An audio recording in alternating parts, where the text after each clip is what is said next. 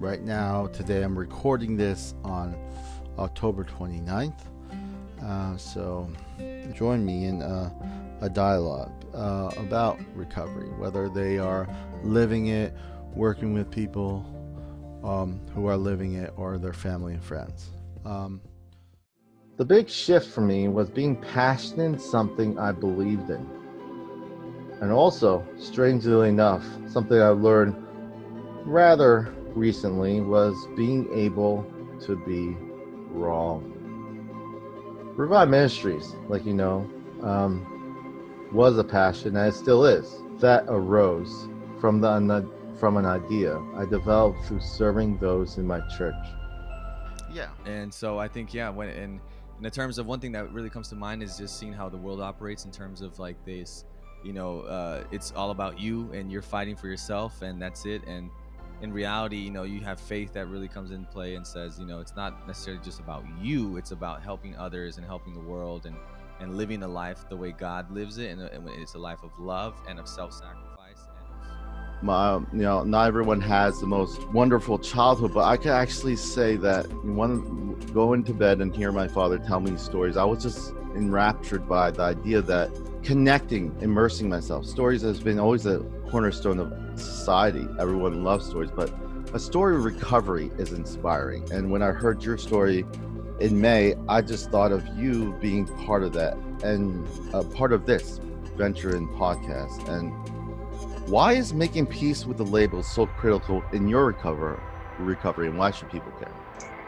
Well, starting at an early age, I started receiving labels, and at first I found solution in the fact that like, hey, this is why I am the way that I am.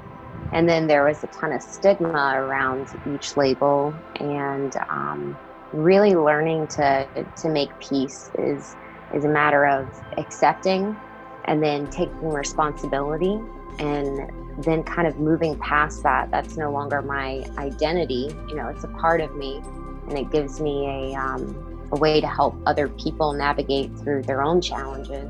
I just began to cry, and I couldn't control it. It's not because I wanted to cry. The tears just kept rolling uncontrollably down my cheeks. And I literally just emptied an entire box of tissue, like those little tissue boxes they give you in the hospital. Yeah. I emptied the whole box, and I just kept, wiping my face. And you can imagine, how I looked. I was bald. I was so weak. I couldn't even, that would come to my hospital room to encourage me.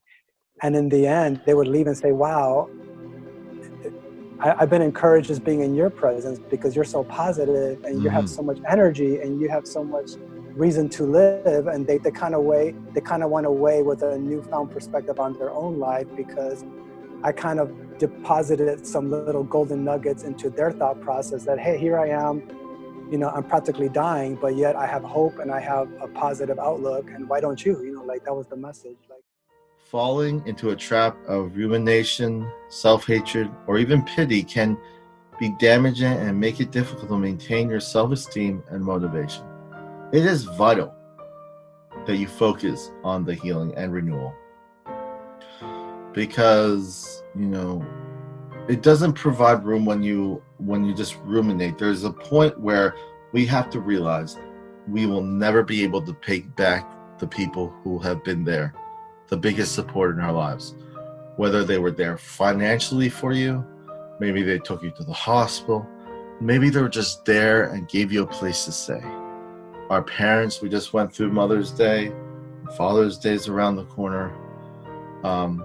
Arguably, I know every situation is different, but we could never pay them back, and it's okay. We're all in this together, and it's more apparent now with the COVID-19 crisis. What would you say if they said, why should we care?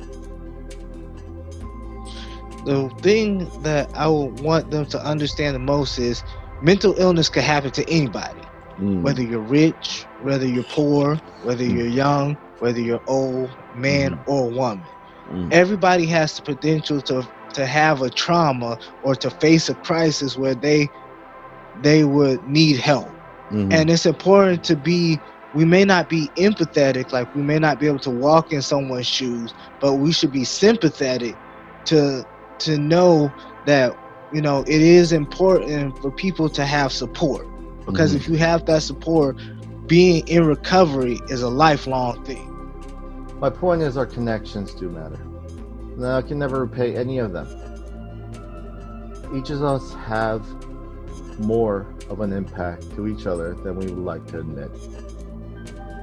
October 2019, I decided to shift over with Revive Ministries to start a podcast. I was scared. I have never done a podcast. You know, there were a lot of struggles, a lot of learning curves at first.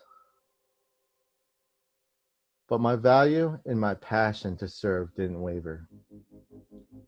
Through my experience and growth in my ministry, I didn't look at the amount of people who listened, or whether they shared what they listened to, or whether it was not about that. I just continued to serve, to provide a platform for people to share. One of the things I remember always saying at times in my podcast and in general is that one of the biggest complaints in recovery, or people struggling, is that they feel they're not heard. In a way, that's what I'm trying to provide.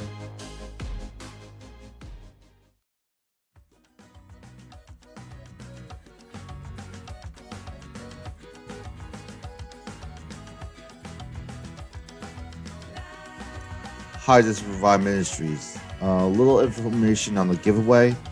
At the end of this episode you just watched, there was a question, and by the end of the month you should have 4 questions. And on the 31st at 1 a.m. Eastern Standard Time, you can submit your answers to info@reviveministriesfl.com.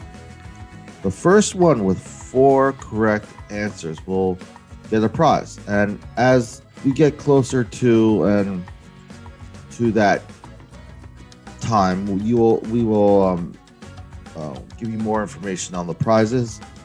But I just want to make note of the date. So if this is the beginning, the first Sunday of March, you cannot submit your answers until the very end of March 31st. But I'm excited. It's 100 episodes, and I couldn't do it without your support and all you who are listening. So thank you. And I plan on continuing on and crossing other milestones in the future. If you are listening and you want to reach out and know more about Revive Ministries, you can always go to the website if you haven't already. But like we say, stay safe, and thanks for listening.